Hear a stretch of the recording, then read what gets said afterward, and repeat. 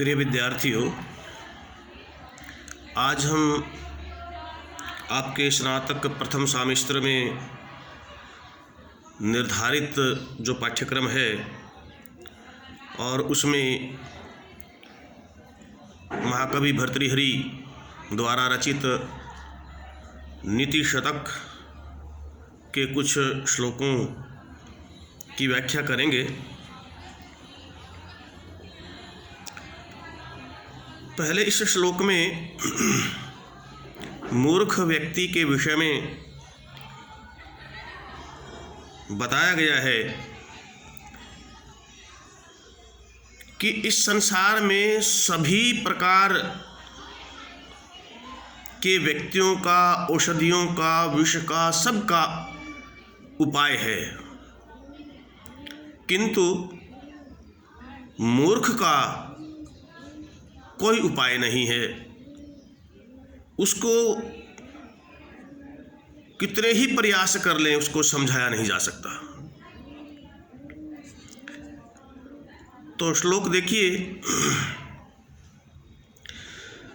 शक्यो वारयितुं जलेन हुतभुक् छत्रेण सूर्यातपः नागेन्द्रो निशितांकुशेन समदो दंडेन गोगर्धभौ व्याधिरभेषज संग्रहैश्च विविधैर्मन्त्रप्रयोगैरविषम् सर्वस्यौषधमस्ति शास्त्रविहितं मूर्खस्य नास्त्यौषधम्। अर्थात इस संसार में हुतभुक माने अग्नि, अग्नि को जलेन वारयितुं शक्यः, जल से अग्नि को शांत किया जा सकता है। हुतभुक अग्नि, जलेन जल के द्वारा, वारयितुं शक्यः शांत किया जा सकता है, बुझाया जा सकता है। छत्रेण सूर्यातपः, और जो सूर्य की धूप है उसको छाता आदि लेकर के उसका निवारण किया जा सकता है, उससे बचा जा सकता है धूप से। और नागेन्द्रो निशितांकुशेन समदा, इस समदा विशेषण है नागेंद्र का। तो समद अर्थात मदोन्मत्त, जो उन्मत्त है, मदमस्त है, मद में चूर है, युवावस्था में है, इस प्रकार के नागेंद्र हस्तिराज को, जो हाथियों का स्वामी है, ऐसे हाथी को निशितांकुशेन, तेज अंकुश से, निशित तेज अंकुश से, दंडेन और दंड से, गोगर्धभौ, गो च गर्धभश्च, द्वंद्व होकर के द्विवचन का प्रयोग, गोगर्धभौ, गाय या गधे को दंड के द्वारा रोक सकते हैं। व्याधिर भेषज संग्रहिश्च, और जो कोई रुग्णावस्था है, बीमारी हो गई है, उसको हम अनेक प्रकार की भेषज संग्रह से, औषधियों के सेवन से उसको हम बीमारी को शांत कर सकते हैं। विविधैर मंत्र प्रयोगैर विषम, विषम न विष, जहर, उसको अनेक मंत्रों के प्रयोग से शांत किया जा सकता है। और इस प्रकार से कहकर के कहता है कि सर्वस्य औषधम अस्ति, सर्वस्य मैंने सभी की, शास्त्र में सभी की औषधियाँ बताई गई हैं। शास्त्र विहितम माने शास्त्र में सभी की औषधियाँ बताई गई हैं सबको शांत करने की, किंतु दुर्भाग्यवश मूर्खस्य नासत्यौषधम, मूर्ख की कोई औषधि नहीं है। मूर्ख को समझाना बड़ा दुरूह कार्य है। हम सब प्रकार के कार्य कर सकते हैं, कठोर से कठोर, कठिन से कठिन, नामुमकिन सब प्रकार के कार्य हम करने में सफल हो सकते हैं, प्रयत्न पूर्वक, परिश्रम पूर्वक यदि हम करते हैं। पर एक ऐसा कार्य है जो कि मूर्ख को समझाने का है, उसको हम समझा नहीं सकते। अतः पुनः देखिए कि हुतभुक माने आग, अग्नि, जलेन वारयितुं शक्यः, जल के द्वारा शांत किया जा सकता है अग्नि को। अग्नि शब्द जो है वो पुल्लिंग है। हम प्रायः हिंदी में जब प्रयोग करते हैं तो अग्नि का हम स्त्रीलिंग में प्रयोग कर लेते हैं, जबकि अग्नि शब्द पुल्लिंग होता है। ऐसे ही आत्मा शब्द हम प्रायः सामान्य भाषा में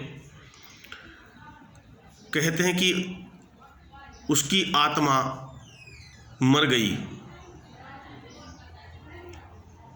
ऐसा नहीं होता। आत्मा तो अजर अमर है,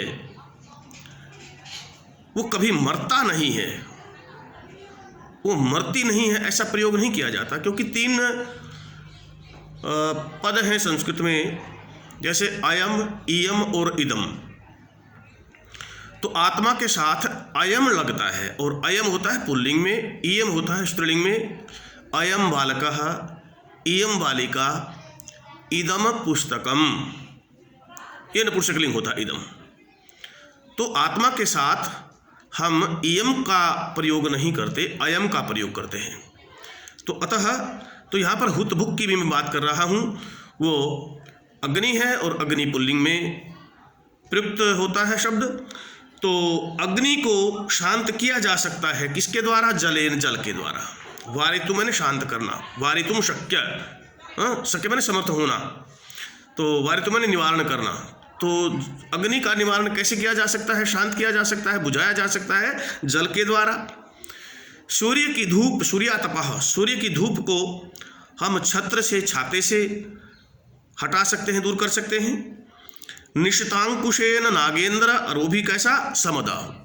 समद उन्मत्त या मदोन्मत्त जो हाथी है, नागेंद्र है, हस्तिराज है, उसको हम तेज अंकुश जो महावत के पास होता है, उसको तेज अंकुश से काबू में कर सकते हैं, नियंत्रण में कर सकते हैं। और ऐसे ही गाय और गर्दभ, गधा, द्विवचन का प्रयोग है गाय गर्दभ, और उसमें गर्दभ में गो गर्दभऊ। तो गाय और गधा को कैसे किया जा सकता है? दंड के द्वारा, दंडेन, इनको नियंत्रण में कर सकते हैं। व्याधिर भेषज संग्रहिष्य, और जो व्याधि माने बीमारी है उसको हम कैसे कर सकते हैं? विभिन्न प्रकार के औषधि संग्रह से, विभिन्न प्रकार की कंदमूल, जड़ औषधियाँ, उनसे हम उसको शांत कर सकते हैं व्याधि को, बीमारी को। और विषम और विष जो है, जहर है, उसको हम अनेक मंत्रों के प्रयोग से शांत कर सकते हैं। सर्वस्य औषधम अस्ति, शास्त्र विहितम, शास्त्र में सभी प्रकार की औषधियाँ का वर्णन प्राप्त होता है। सभी प्रकार, सर्वस्य माने सभी प्रकार की जो भी बीमारी हैं या अन्य कोई वस्तु है, तो उनकी औषधि बताई गई है शास्त्र में। किंतु कहता कि मूर्खस्य नाशत्य औषधम, पर मूर्ख के लिए कोई भी शास्त्र में नियम, कायदे, कानून नहीं है। उनको समझाना बहुत ही कठिन, द्रूह कार्य होता है। तो इस श्लोक में बेटा शार्दूल विक्रीडितम छंद है, और लंबा होता है शार्दूल विक्रीडित छंद।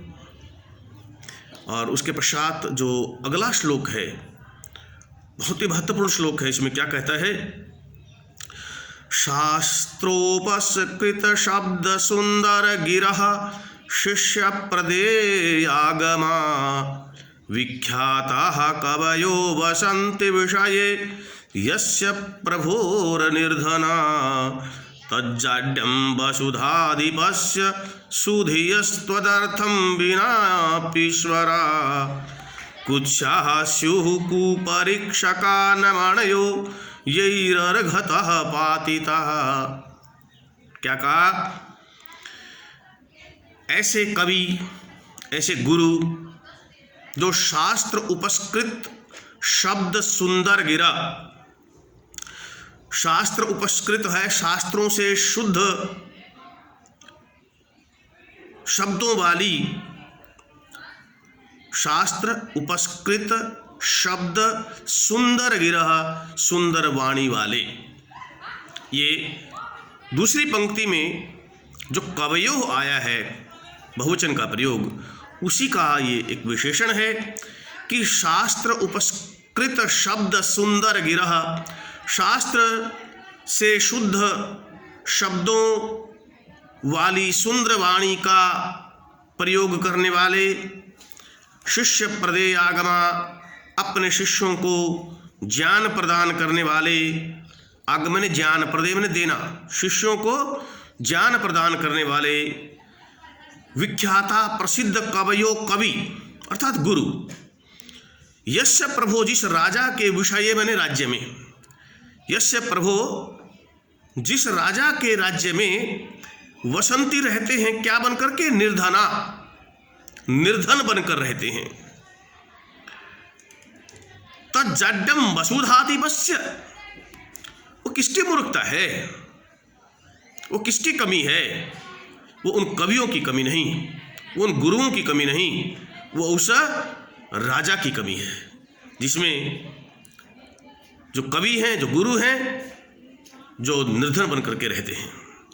तो तज्जाड्यम, तज्जाड्यम का मतलब वो मूर्खता, वो कमी, वो किसकी है? वसुधाधिपस्य है, वो राजा की कमी है, राजा की मूर्खता है। सुधियस्तु अर्थम विनापीश्वरा, सुधिय, सुधी माने अच्छी बुद्धि वाला, तीक्ष्ण बुद्धि वाला, विद्वान, उसका बहुवचन का सुधिय हो गया। सुधियः तु अर्थम विनापि, अर्थम विनापि, बिना के योग में द्वितीय का प्रयोग, कि अर्थम विनापि ईश्वरा, ये बुद्धिमान विद्वान लोग तो धन के बिना भी तो ईश्वर समर्थ हैं, पूजनीय हैं।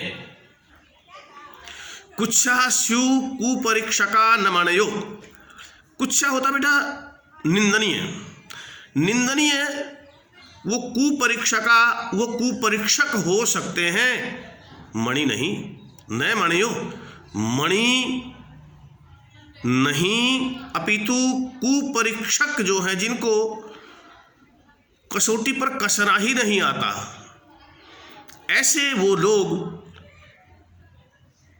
वो जोहरी, वो निंदनीय हो सकते हैं, जिनको मणियों के मूल्य का नहीं पता। उसमें मणियों का कोई दोष नहीं है। जिनके कैसे कुपरीक्षक? यही जिनके द्वारा, तृतीया का प्रयोग बहुवचन का, यही अर्घतः पातिता, जिन्होंने अर्घतः बहुमूल्य उन मणियों को क्या कर दिया है? मूल्य से गिरा दिया है। अर्घतः पातिता, बहुमूल्य को कम आंका है, बहुमूल्य मणियों को उनके मूल्य से कम आंका है। तो ये कमी उन कुपरीक्षकों की है, जिनको परीक्षा लेनी नहीं आती, जिनको कोई वस्तु जांचनी नहीं आती, कसौटी पर किसी वस्तु को, मणि को कसना नहीं आता। तो ये कमी मणि की नहीं, अपितु जैसे उस कुपरीक्षक की हुई, तो वैसे ही वो कमी किसकी होगी? वो राजा की कमी होगी। यदि किसी राजा के राज्य में जो कवि हैं, जो गुरु लोग हैं, जो विद्वान हैं, जो बुद्धिमान हैं, जो स्तंभ है समाज का, जो दिशा दिखाने वाले कवि हैं या बुद्धिमान है, विद्वान है, गुरु हैं, वो निर्धन बन करके रहें, तो वो उस राजा की कमी मानी जाएगी। तो कैसे कवियों को, कैसे कवि हैं, कैसे गुरु हैं? पहला शब्द कहा शास्त्रोपस्कृत शब्द सुंदर गिरा, शास्त्र से शुद्ध की गई, शास्त्र से शुद्ध, उपस्कृत में शुद्ध शब्द वाली सुंदर गिरा, सुंदर वाणी को बोलने वाले, ऐसे ऐसे शब्दों का प्रयोग करने वाले जो कि कर्णप्रिय हैं, मधुर हैं और हितकारी हैं, समाज का भला करने वाले हैं, ऐसे शब्दों का जो प्रयोग करते हैं और जो व्याकरण आदि से शुद्ध किए गए हैं, ऐसे शब्दों का प्रयोग करने वाले, शास्त्र से शुद्ध शब्दों वाली सुंदर वाणी का प्रयोग करने वाले, और शिष्य प्रदेय आगमा, और शिष्य को ज्ञान प्रदान करने वाले, विख्याता प्रसिद्ध कवियों कवि, यस्य प्रभु, प्रभु बने राजा, यस्य मैंने जिस राजा के विषय राज्य में निर्धना बसंती, निर्धन बन करके रहते हों, तत्जाड्यम वसुधाधिपस्य, वो कमी किसकी हुई? वो उस राजा की कमी हुई। सुधियस्त्वर्थम विनापीश्वरा, जो बुद्धिमान है वो तो अर्थ बिना भी, धन संपत्ति के बिना भी वो तो ईश्वर हैं, वो तो समर्थ हैं, वो तो पूजनीय हैं। जैसे कैसे उदाहरण देकर के नीचे कहा कि जैसे कुपरीक्षकों ने मणियों के मूल्य को ठीक प्रकार से कसौटी पर नहीं कसा, नहीं जांचा, तो ये कमी मणियों की नहीं अपितु उन कुपरीक्षकों की हुई। तो इसी प्रकार से उन कवियों की, बुद्धिमानों की कमी नहीं है ये कि वो गरीब निर्धन बन करके रहे। वो तो उस जिस राजा के राज्य में ये लोग गरीब बन करके, निर्धन बन करके रहते हैं, जो बुद्धिमान है, विद्वान है, वो कमी उनकी होगी। तो इस प्रकार से आज इन 2 श्लोकों की व्याख्या हमने की, और किसी प्रकार की आशंका है तो आप पूछ सकते हैं।